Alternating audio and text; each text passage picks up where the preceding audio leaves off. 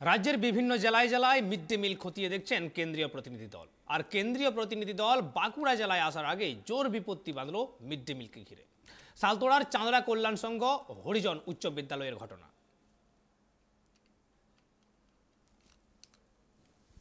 Mid day meal নিয়ে বিতর্ক যেন থামছেই না। কোথাও মিড ডে মিলে টিকটিকি তো কোথাও মোড়া ইঁদুর। সাপ আরশোলা অপুষ্টিকর খাবার নিয়ে সরব হয়েছেন সাধারণ মানুষ থেকে বিরোধী রাজনৈতিক শিবির। এবার মিড ডে মিলে রান্নাতে সুযোগ না পাওয়ার জন্য প্রতিবাদে নামলেন স্বনির্ভর গোষ্ঠীর মহিলারা। ঘটনাটি বাঁকুড়া জেলা সালতোড়া চাঁদড়া কল্যাণ সংঘ হরিজন উচ্চ বিদ্যালয়ের ঘটনা। অভিযোগ, ওই স্কুলে দীর্ঘদিন ধরে মিড ডে মিলে রান্না করে আসছেন দুটি স্বনির্ভর গোষ্ঠীর সদস্যরা, আর এই কারণে বঞ্চিত হচ্ছে অন্যান্য গোষ্ঠীর মহিলারা।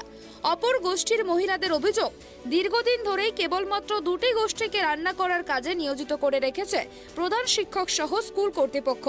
অপর কোনো গোষ্ঠীগুলিকে রান্না করার কোনো সুযোগই দেন না।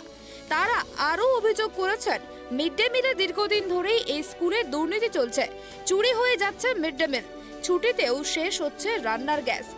আজ এই অভিযোগ তুলে প্রায় 15টি স্বনির্ভর গোষ্ঠীর মহিলারা স্কুল চত্বরে হাজির হয়ে রান্নাঘরে এবং স্টোর রুমে তালা লাগিয়ে বিক্ষোভ দেখান এবং এর জেরে থমকে যায় বিদ্যালয়ে রান্নার কাজ। সমস্যার সমাধান না হলে বৃহত্তর আন্দোলনে নামারও হুঁশিয়ারি দেন তারা। পরে ঘটনাস্থলে পুলিশ পৌঁছে ঘটনার পরিস্থিতি সামাল দেয়।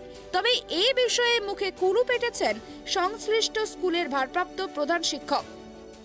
যতদূর সম্ভব আমাদের মনে হয় মিড ডে মিলে যে কারচুপি করা হচ্ছে তার জন্য আমাদেরকে রান্না করতে নিতে পারছেন না ওরা। কারণ আমাদের মধ্যে আগের যে দলগুলো ছিল তারা সবাই কেউ হিসাবটা দেখতে চাইতো না, কিন্তু এখন যারা দল করছি নতুন তাদের মধ্যে অনেকেই শিক্ষিত আছে, তারা তো কেউ হিসাব না দেখে কাজ করবে না, সবাই তো হিসাব দেখতে চাইবো, তার জন্যই নিতে চাইছে না। দ্বিতীয়ত হচ্ছে নভেম্বর মাসটা পূজার ছুটি থাকে, সেই মাসে 9টা গ্যাস কি করে শেষ হয়, সিলিন্ডার শেষ হয় কি করে 9টা, সেই মাসে তো পুরোটা রান্নাই হয়নি। এটা কি করে হয়? এত 34 এমনকি মিড ডে মিলের রান্নার যে চালটা আছে সেটা নাকি হস্টেলের দিকেও চলে যায়। মিড ডে মিলের যে রান্নার জিনিসপত্র আছে সেটা এক সদস্যের বাড়ি থেকে আসে, তিনি আগে নিয়ে নেন তারপর আসে। এসব তো স্কুলের নিয়ম না, স্কুলে তো অনেক ঘর আছে, এগুলো তো স্কুলে রাখা দরকার আছে না। এইসব কারচুপির জন্য মনে হয় আমাদেরকে দিতে চাইছে না। দুটো দল দুজনে জানছে, কিন্তু এতগুলো দল জানালে তো সবার মুখ তো আর চুপ থাকবে না, সবাই জানবে, গোটা গ্রাম জানবে, তার জন্য ওনাদের ভয় লাগছে হয়তো।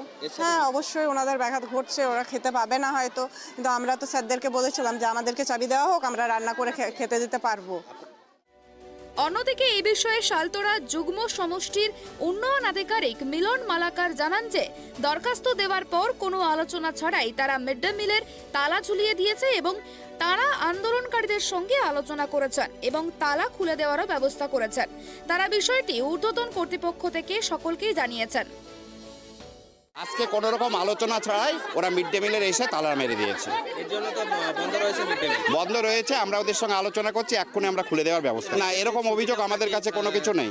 আমাদের কাছে যে লিখিত দরখাস্ত দিয়েছে সেই রিটিন স্টেটমেন্টে ওদের কোনো চুরির অভিযোগ কিচ্ছু নেই। জাস্ট আছে যে আমরা এতগুলো গ্রুপ আছি, আমাদের প্রত্যেককে যেন এই স্কুলে রান্নার জন্য নিয়োগ করা হয়। কিন্তু এইভাবে তো হয় না। আমি শুক্রবারে দরখাস্ত দিয়ে আসলাম আর আজকে এসে তালা মেরে দিলাম, কারোর সঙ্গে কোনো আলোচনা করলাম না, বিডিও সাহেবকে কিছু জানালাম না। আমাদের তো একটা প্রসিডিওর আছে, ঊর্ধ্বতন কর্তৃপক্ষকে জানিয়েছে, আমরা ডিস্ট্রিক্ট হায়ার অথরিটিকে আমরাও জানিয়েছি। প্রসঙ্গত, মিড ডে মিলের তদন্তে রাজ্যে এসেছে কেন্দ্রীয় প্রতিনিধি দল। তারপর থেকেই মিড ডে মিল নিয়ে অনেক রকম অভিযোগ উঠে এসেছে।